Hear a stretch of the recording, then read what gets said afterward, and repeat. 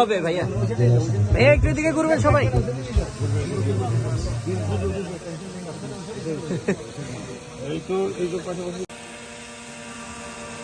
হ্যাঁ দিয়ে দেয় না দিবে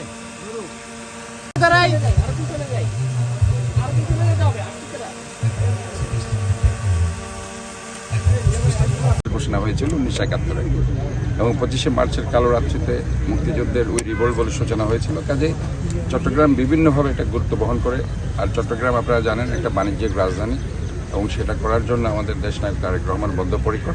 এবং আমরা মনে করি এই স্বাধীনতার আজকে হয়তোবা অনেক বছর পেরিয়ে গেছে, কিন্তু আমরা আমাদের যে বাংলাদেশটাকে একটি সমৃদ্ধশালী স্বনির্ভর বাংলাদেশ গড়ে ওঠানো, এটা আসলে এখনো এই পর্যায়ে আনসার ও পিডিপি চট্টগ্রাম ও পার্বত্য রেঞ্জের পক্ষে পুষ্পস্তবক অর্পণ করবেন ডক্টর মোহাম্মদ সাইফুর রহমান, বিভিএম বার, পিএএমএস সম্মানিত উপমহাপরিচালক আনসার ও পিডিপি চট্টগ্রাম ও পার্বত্য রেঞ্জ চট্টগ্রাম মহোদয় ও তার কর্মকর্তাবৃন্দ। এবং আমি মনে করি এই স্বাধীনতার এটা আসলে অর্জন করাটা বড় কথা নয়, স্বাধীনতা ধরে রাখাটাই আমাদের জন্য সবচেয়ে বড় কথা।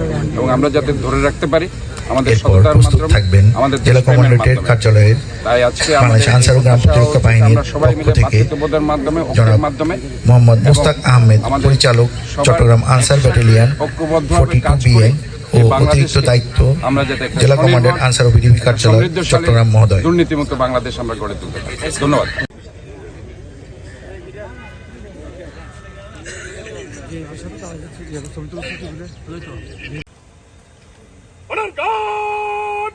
বিরোধী করবে